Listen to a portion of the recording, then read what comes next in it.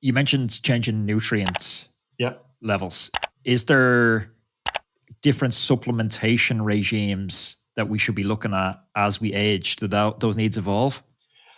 I think we're starting to appreciate better and better like the importance of protein. If you generally as people age, they tend to eat a little bit less protein. The extreme example being people who are quite elderly. Often they talk about the tea and toast diet becomes very common, and so I think you need to get as much protein as maybe not as much as possible, but most people are probably under consuming protein. I would say is the first thing there. I'd say again, I don't think this is an age specific thing. I'm pretty bullish on creatine and its benefits for athletic performance across the full spectrum of athletics, although it's definitely more beneficial in speed power. I'd say What are you taking, like 5 grams? Yeah, 5 grams a day, every day, pretty much as I can. And then I think I'm very bullish on it in post-concussion TBI type of stuff. And Tommy Wood's got a bunch of really interesting content around that. And then I think it's pretty helpful for brain health in terms of both mental health aspects, but also just generally, sort of processing speed, especially if you've got a low creatine diet, which is basically low animal flesh, so vegetarian, vegan, particularly. And then I think there's some interesting stuff on bone health, which is a bit inconclusive, but given the cost of creatine, which is almost nothing, it's one of the cheapest supplements there is. So cheap. I don't see a downside to it. Like there's not a lot of side effects. I mean, you retain a bit of water maybe. If you have huge doses, you get a bit of GI upset maybe, but other than that, there's not a lot of downside to it. So it's just something that I tend to think is important for people. And then the rest of it's all pretty much based on sort of individual aspects. You might be saying fish oil might be some value for people. Yeah, there might be other things as well, but it's kind of hard to know. I'm personally a big fan of sort of magnesium to help me sleep. But yeah, I think that's all choices. Are you excited about AI and this? Because for me, when I look at all the different aspects of health wearables and all the data we have now, it seems like they all operate in their own little silos, as almost do professionals. I'll go to a sports psychologist, I'll go to a physiotherapist, I'll go to a strength and conditioning coach. They all have very little, unless you're high performance and you're in one of these, high performance environments where they're having group meetings and sharing data. They're all also operating inside their own silos. But the more and more I start to understand health and fitness, both from physical and mental, it's all very interconnected. Does AI give the possibility to start making these connections more and more? It does have the possibility. And the question is always going to be, like any new tool, how willing are people to use it?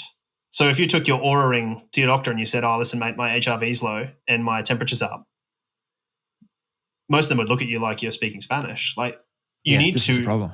Yeah, you need to want to engage with it, and you need to want to learn, and you need to want to do those things. And I think if you are dealing with a system that is very stressed, and that could be sub-elite sport, and that could also be the medical system, could be any of those things. If you're dealing with those systems, where's the incentive and how do we remunerate and how do we create learning there? So now you've got a case of the people who want to learn, and those who don't want to learn, don't learn. Now you have haves and have-nots. So then you end up with maybe 10% of people who can use this stuff properly and the rest who can't. So it becomes very difficult. But could it break down some of these silos? It certainly could by creating understanding between them. But I think where we're at the moment, I'd say it's probably going to pull up a bunch of correlations for you. And we can call that AI if we want. It's probably more like an aspect of a correlation engine. And then we look at it and go like, we have to draw our own conclusions.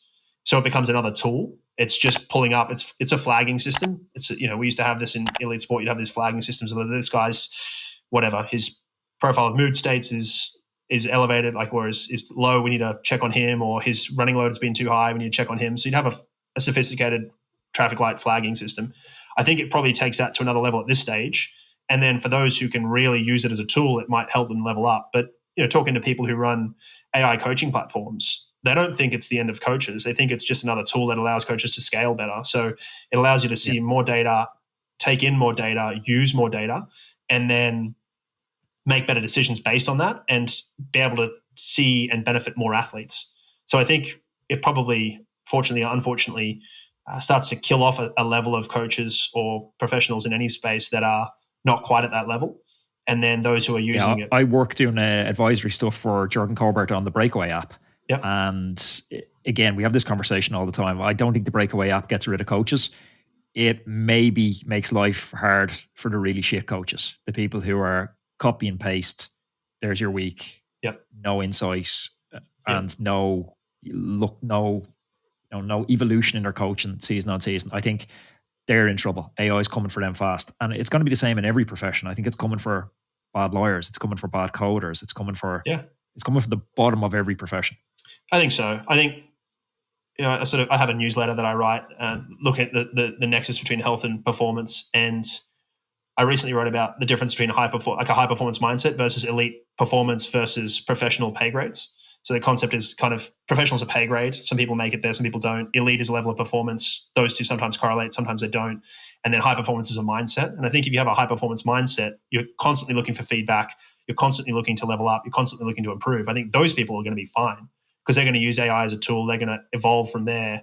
Whereas people who are happy and comfortable and don't really want to develop, they're going to struggle because it's coming fast, right? Wearables are coming fast for people. What about your athlete who turns up with a Moxie monitor and says like, hey, what does this mean? Like, what do you do then?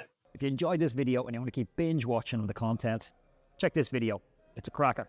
Also, don't forget to subscribe to the channel. That way I can catch you in the next one. See you then.